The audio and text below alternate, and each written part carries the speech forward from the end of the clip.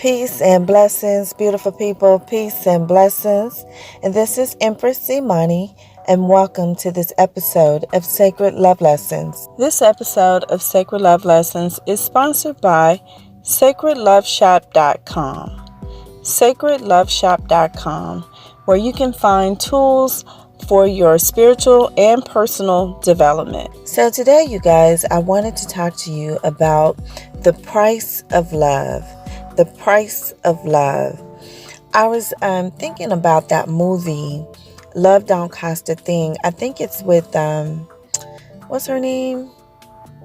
Christina Milian and Nick Cannon. I think that's the name of it. But the title of the movie is Love Don't Cost a Thing.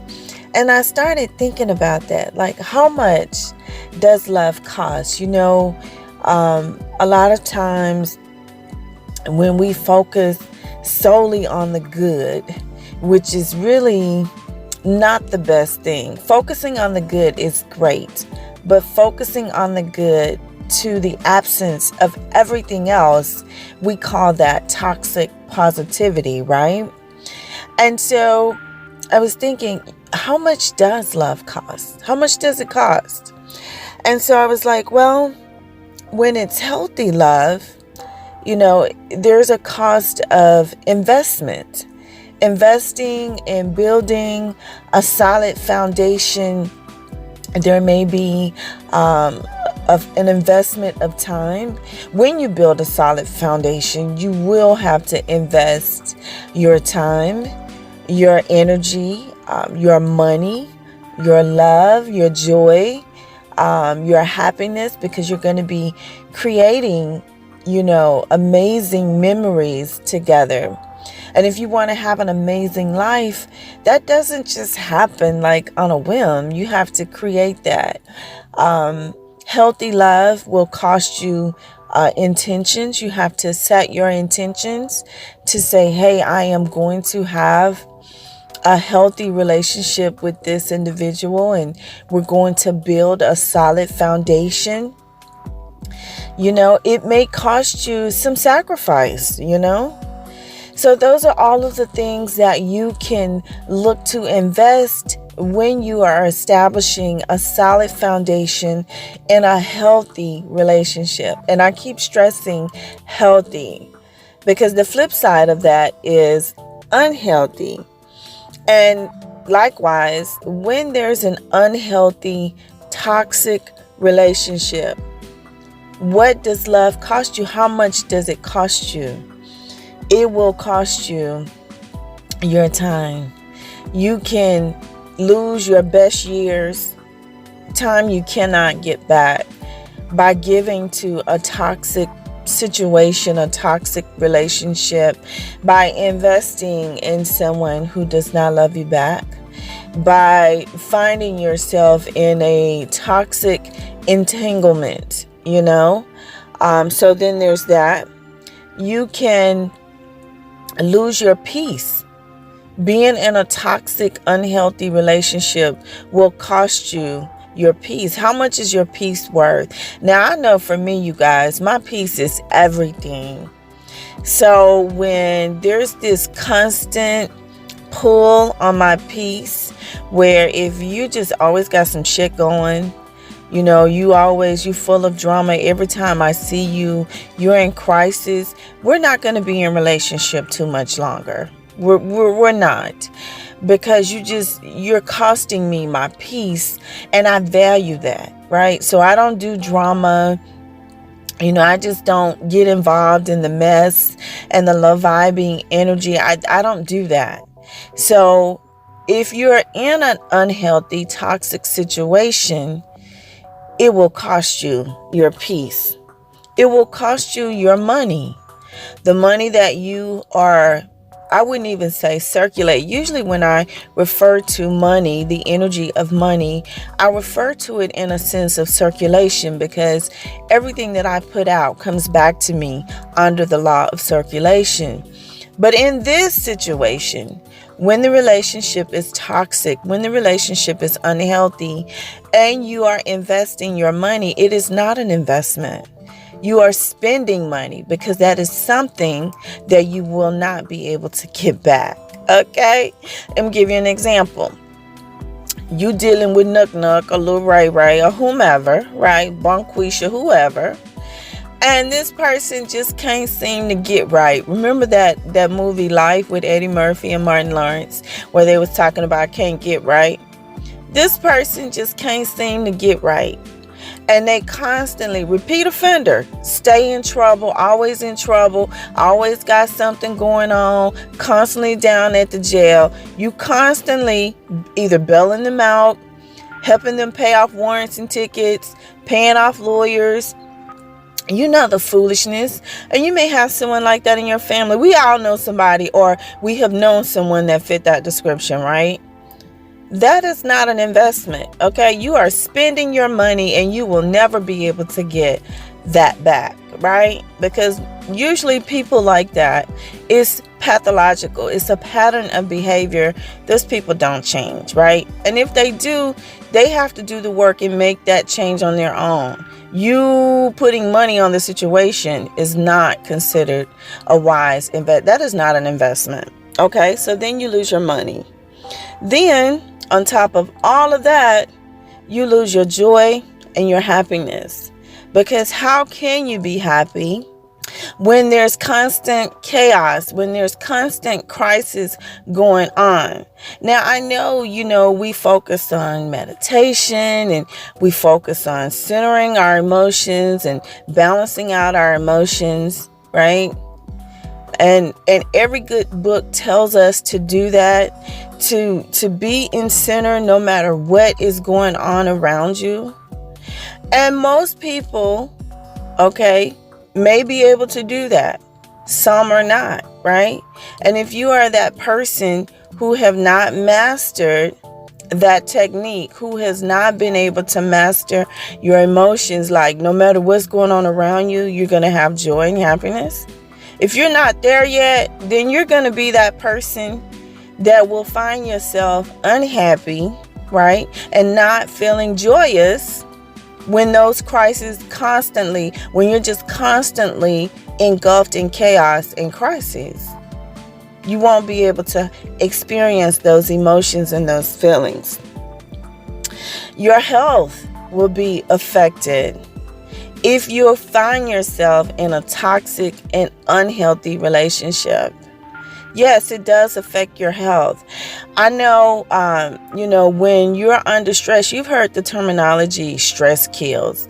It does. The result of stress will kill you, because what happens when your body is under extreme stress, your kidneys will release what is called cortisol. When you have high levels of cortisol in your body, it will damage other organs within your body. You guys can Google that and look that up. Also, when you're stressed out, your stress, the result of your stress can cause your blood pressure to rise. And you may not even realize what is happening, because a lot of times when you're under duress, you're under stress, you're not able to see the physical manifestations right away. But that is what's going on inside of you. And not everyone, outwardly show emotion. So you don't really know what's going on with the person. They could have on a mask. They could have a smile on their face where you think, oh, everything is fine. But on the inside, the person is crying. The person is screaming. The person is under duress, right? And if you don't know them very well, even if you think you do know them very well, you may still miss that, not knowing. And I'm going to give an example. My dad passed away in January of 2018. May he rest in power. And my older brother and I, it was our responsibility to handle, everything after that. So he and I worked together to get everything, taken care of. And so my brother, he's a Virgo. He's always been very strong and, all of that, very stoic and stuff. But I just noticed that he seemed a little off, right? Like, of course, under these circumstances, who wouldn't? Hell, I was off, right? And so he took his blood pressure with one of those home monitoring systems, and his blood pressure was extremely high. We had to pause so he could immediately seek medical attention and for them to bring it down. That's how high it was. Now, on the outside, he wasn't exhibiting any symptoms. He wasn't sweating. He wasn't short of breath or anything like that. But I could tell that something wasn't quite right. The energy just felt a little off, and we didn't dismiss it because of the grief that we were experiencing, right? And that's what it was. It was a combination of the grief and then just the stress of, doing the repast and the funeral and all of that. So sometimes, when you're in a toxic and unhealthy relationship, when you find yourself in those type of situations, the cost of that can result in your health. And you only have one body, so we have to take really, really good care of that, right? The other thing that will cost you is the love from others. If you find yourself where, let's just say there's a toxic person. Let's talk about work, because we all probably work with someone like this, where the person just always seems to find themselves in the center of the chaos. Like they are the source of the chaos. Usually other coworkers, unless they're messy, will not want to deal with that person. That person that comes in the room and everybody just get quiet, or if you're like in a little group and you're talking and then this person walks up, everyone will usually disperse and go their own way. Why? Because this person is toxic, right? And their energy is toxic. Being in relationship with them is unhealthy and toxic. So what is the cost of that? The cost of being in that situation can cost you your relationships with others. It can also cost you love with others. And you oftentimes will see this in relationships romantic relationships where, let's say you have these two people that are together, and one person in the romantic relationship is toxic.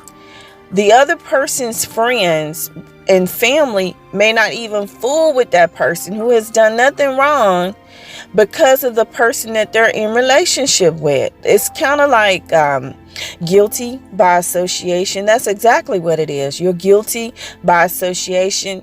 And I know for me, I'm thinking to myself, okay, wait. Person A is toxic, and person B is with them. And person B has to know that person A is toxic. Yet, person B chooses to stay with person A. So the conclusion that I draw in my mind, that person B on some level is also toxic. So when I start to eliminate people from my energy field, I eliminate person A off top, but I also eliminate all the B, C, D people, all the levels of circles that are closely related to person A. So person B has to go, and anyone in that circle that's closely related to person A, they all have to go in order to clear out the negative energy. So the cost of that situation, because you're in connection and relationship with person A, now you lose the relationships from other people, and you lose the love that you would normally get from other people. The love, the help, whatever you want to call it, you lose all of that from the other people. Another thing that you can experience, the cost of being in a toxic and unhealthy relationship, is missed opportunities. And what do I mean by that? Okay, let's go back to my previous example. A and B. A is toxic. B is toxic, perhaps underneath the surface, because they're in relationship with A. Maybe not. I want to do business with B, but because I know that B is in relationship with A, I don't do business with B. So now person B has missed an opportunity to share in something amazing, to share in something that would have been awesome, to share in a new adventure that we could have had only because they're in relationship with person A.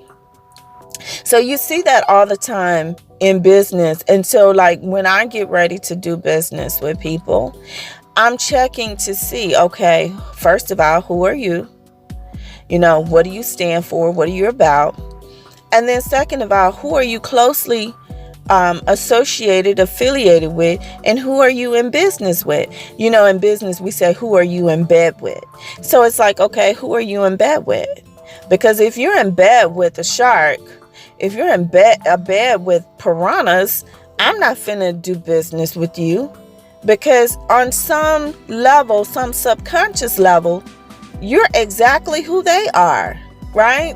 Even though outwardly you may be presenting yourself to be an upright, righteous, upstanding person, subconsciously something in you is not quite kosher. So I'm not going to do business with you. I'm going to pass on that, right?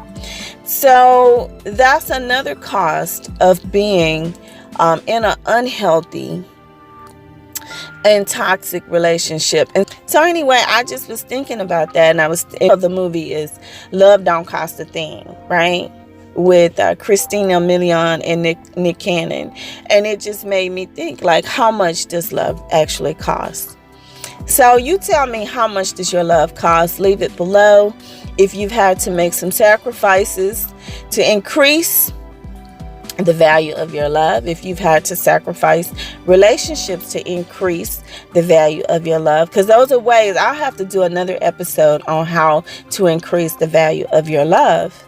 And those are some ways, right?